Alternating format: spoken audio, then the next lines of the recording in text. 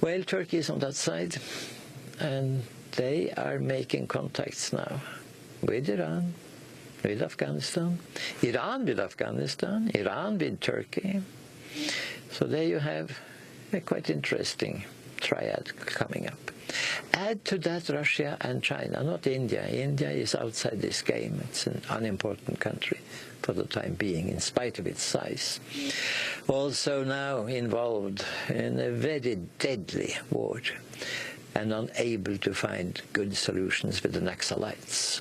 Should learn from Nepal, although Nepal is also in difficulty of another kind.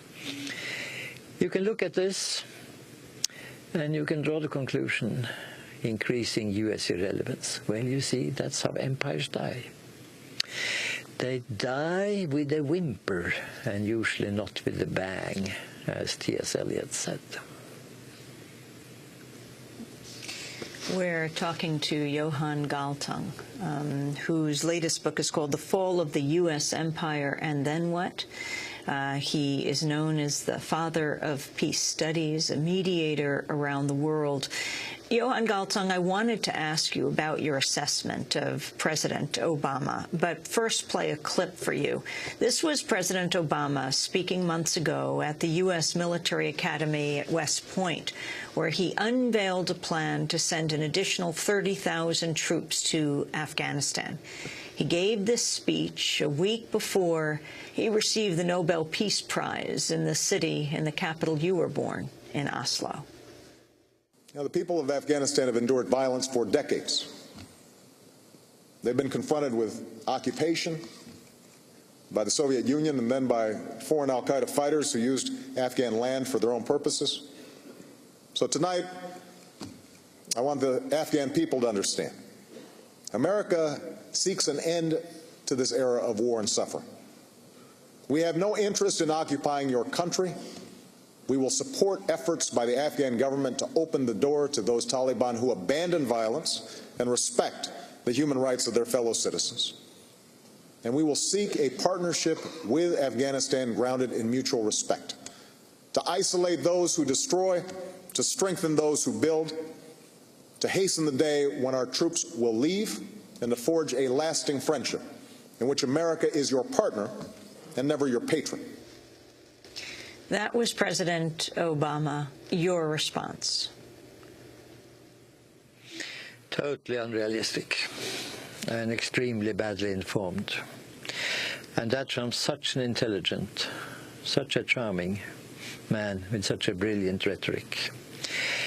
Look, to be realistic here, one has to understand that almost all Afghans, after having been invaded 5 times in recent history, 3 times by the English, once by the Soviets, Russians, and once by the Americans, are sick and tired, absolutely, of being invaded.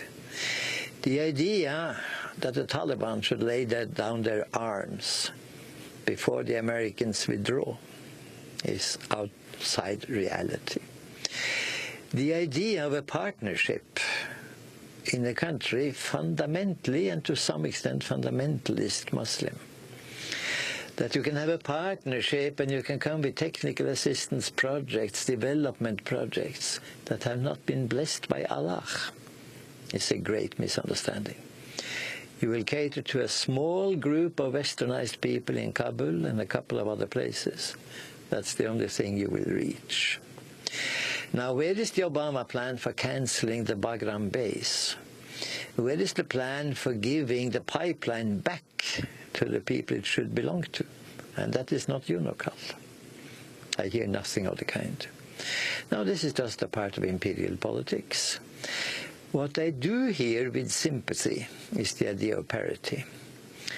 But you see, parity with so and so many soldiers in one of the lands, with no soldiers from that land in your own land, is not parity.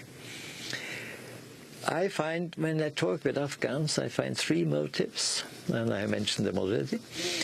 Number 1, anti-secularization. Number 2, anti-Kabul in favor of a much more decentralized country.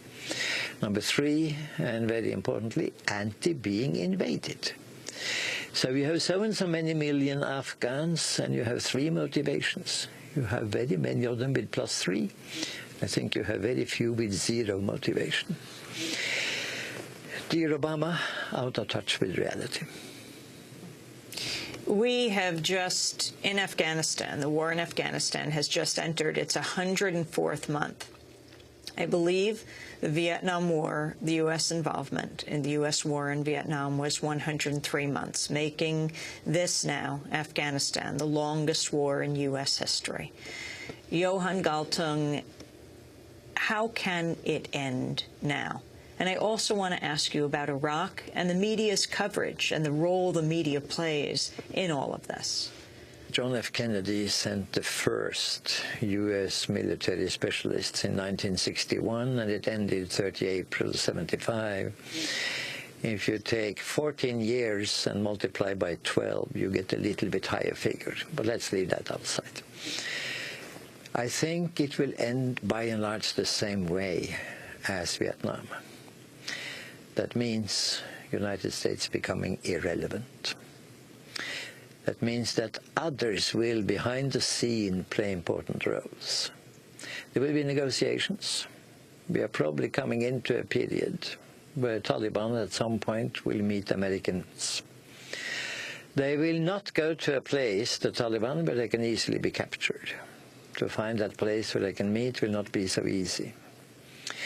There will be something similar to the talks between North Vietnam and the Americans. And to quote one important exchange of words in that remark, one of the last commanders in Vietnam on the American side said to a top person in North Vietnam, "You were never able to beat us in any open battle." And the North Vietnamese response was, "Correct, but it is irrelevant." You can be a superpower as much as you want. You're up against a force, incidentally, which has enormous amounts of world support.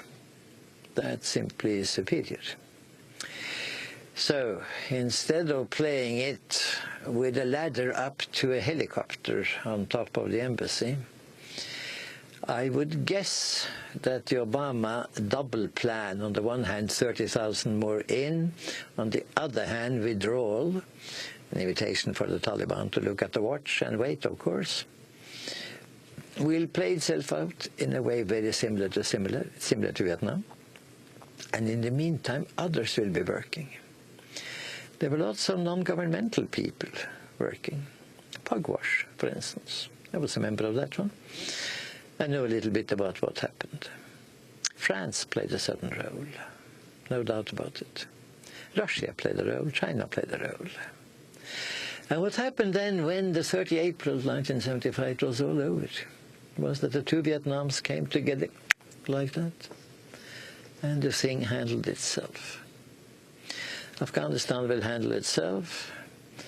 United States will have to receive a relatively high number of people who, after this is over, will find themselves on the wrong side of the divide. Many of them will, like good chameleons, change color in the meantime. I think much of the key to the solution is in a conference for the security and cooperation of Central Asia, modeled, if you will, on the Helsinki conference that led to the Organization for Security and Cooperation in Europe. United States played a role in that one, but also sabotaged it by deploying its, I would say, ridiculous missiles back starting in the mid-70s. And by the mid-80s, they had been deployed, thereby postponing the end of the Cold War by the insight of most of the people that I know, by at least 10 years. Well, there could still be sabotage actions from the US side, could be. But this is more or less the scenario I would have. Vietnam is the model. We'll come back to our interview with Peace Studies founder Johan Galtung in a minute.